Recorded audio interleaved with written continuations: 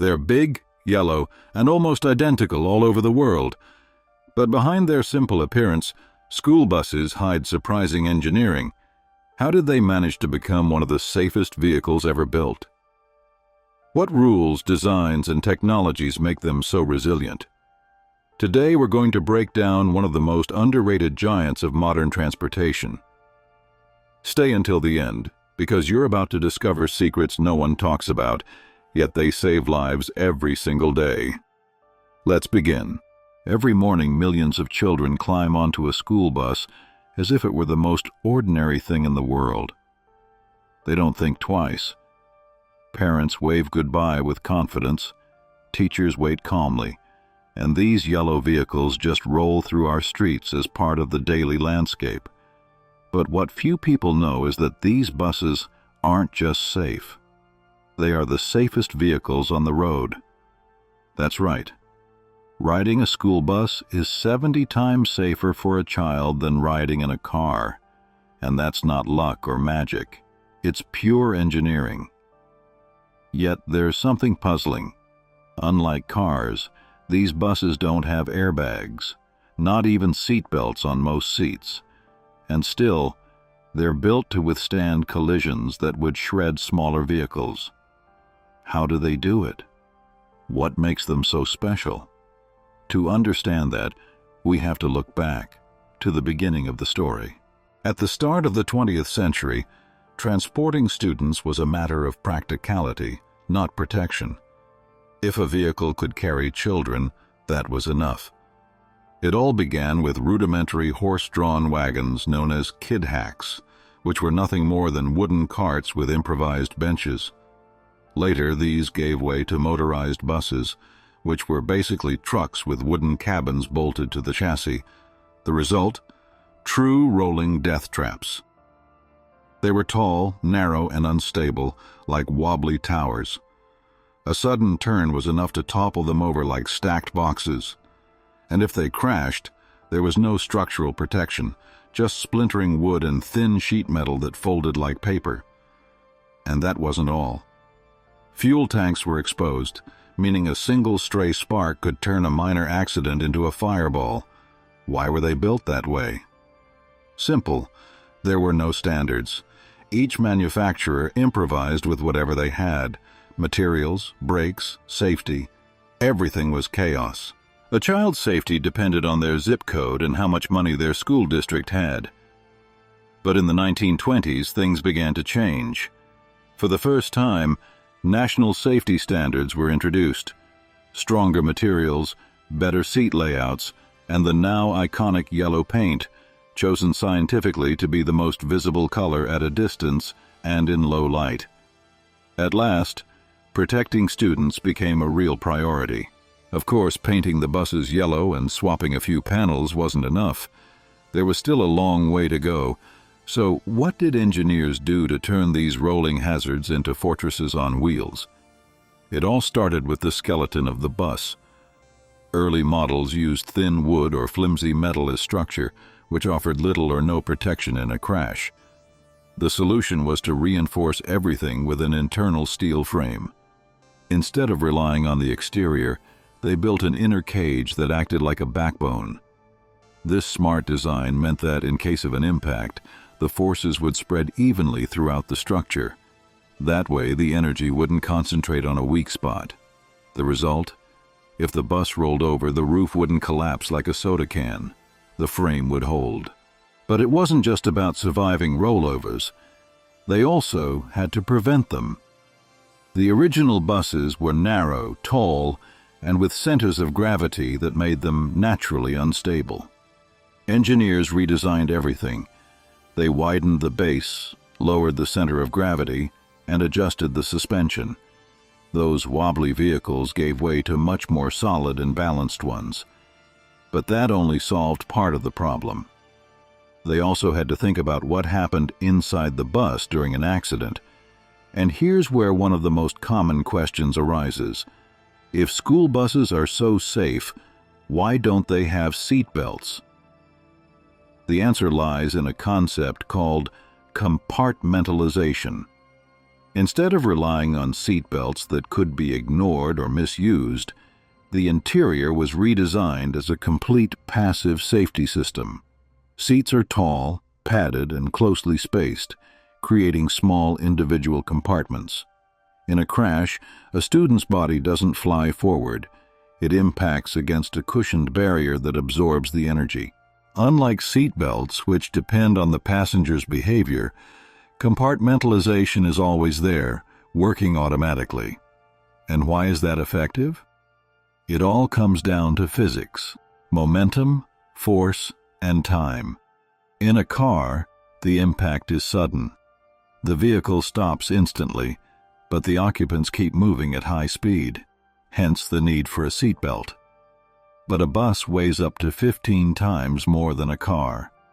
That extra mass slows down the impact and spreads out the force more gradually, reducing harm to passengers. That's why school buses don't need seatbelts in most cases. Their very design acts as a giant bubble of protection. But the engineers didn't stop there. They also had to plan how to evacuate a bus quickly if something went wrong. Early models had only one rear door.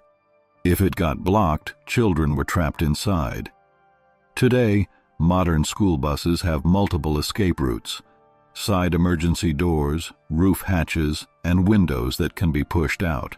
If the bus flips or catches fire, students have more than one way out. Even with all this, fatal school bus accidents still happen, and not always inside the vehicle. But we'll get to that later. Meanwhile, to reduce human error, modern buses include automatic safety systems. One of them is engine lock. If any emergency exit isn't properly closed, the bus simply won't start.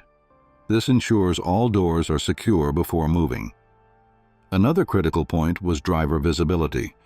Early buses had severe blind spots, especially at the front, where smaller children are most at risk. The solution was to install cross-view mirrors, greatly expanding the field of vision, especially in boarding and drop-off areas. But of course, can a few extra mirrors guarantee complete safety? Not always. In recent years, some school buses have incorporated 360-degree camera systems capable of monitoring in real time everything happening around the vehicle. This innovation isn't just flashy tech. It's vital in crowded school zones, where children run, play, or cross unpredictably. But no matter how much safety improves, one unpredictable enemy remains: the behavior of other drivers. And in fact, one of the most critical moments for a student doesn't happen while they're inside the bus, but when they step off. For decades, many tragedies occurred when cars sped by and struck children crossing the street. In the early days, buses had no traffic control systems at all. They simply depended on drivers being courteous enough to stop. That changed radically with the arrival of extendable stop arms.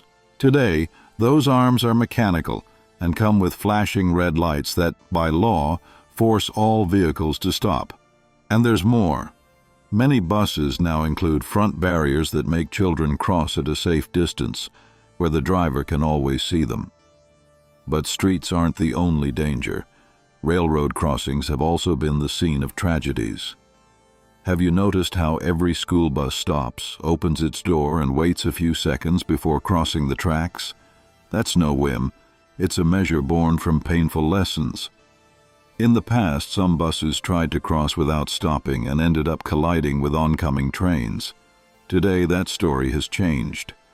Every bus must come to a full stop, open its door, and listen for any approaching train before crossing. It may seem unnecessary when the tracks look completely clear, but that brief silence has saved countless lives. Some newer models even include GPS systems that can detect trains not yet visible, removing all guesswork. With each innovation, school buses move further away from their unsafe origins. But this raises another key question. How does this safety compare to the rest of the world?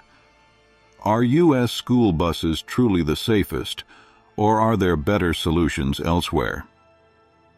In the U.S., the design revolves around compartmentalization, a reinforced structure that protects without the need for seat belts.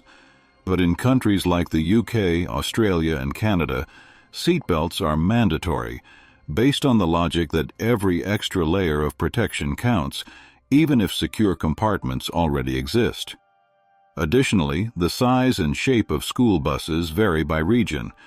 In the U.S., they're usually huge, designed to carry dozens of students. But in countries with denser cities like Japan, school buses are smaller, closer to vans, better suited to narrow streets and short routes. These Japanese buses often include seat belts and advanced pedestrian safety technologies, since many children walk or bike to school. And then there are countries where school buses don't even exist as such. In much of Europe, students simply use public transportation. That does have advantages. Schools don't need to operate a fleet of buses. But it also means students must cross busy streets, switch vehicles, and ride alongside strangers. In short, greater exposure to risk. Legislation also makes crucial differences. In the U.S. and Canada, when a bus deploys its stop sign, all cars must stop. No excuses. But in countries like the UK or Germany, that law doesn't exist. Cars may pass, as long as they do so carefully. There, instead of stopping all traffic, the focus is on well-marked crosswalks and strict speed limits near schools.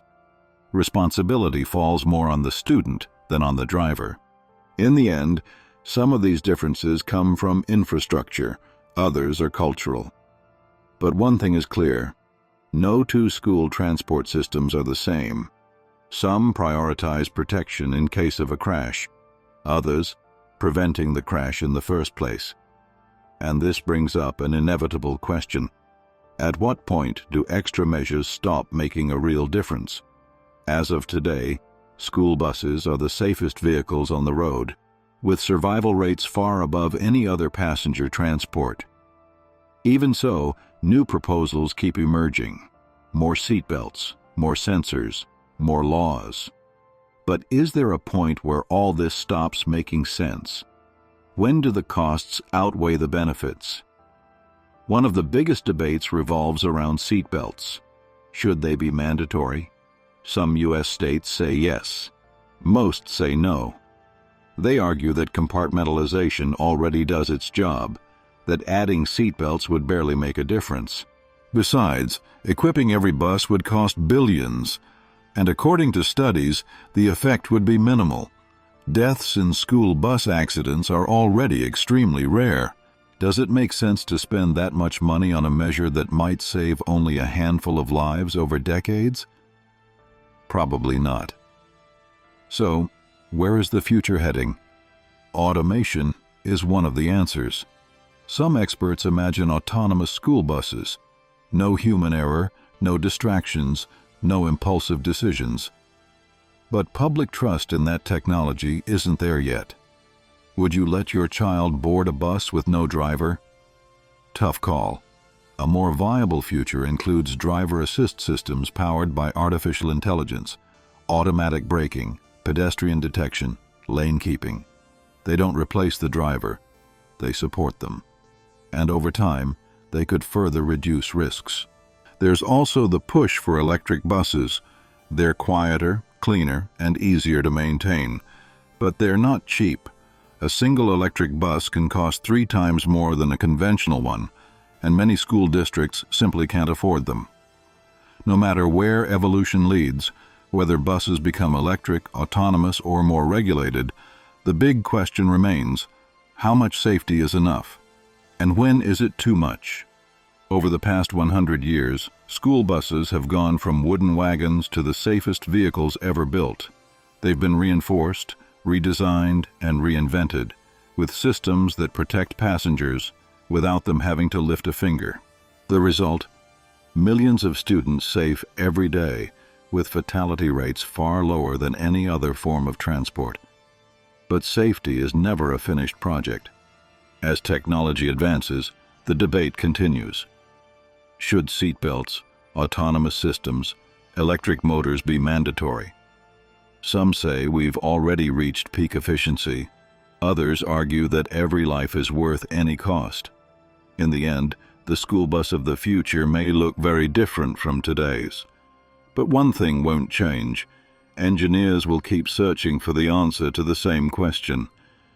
How do you make the safest vehicle on the road even safer?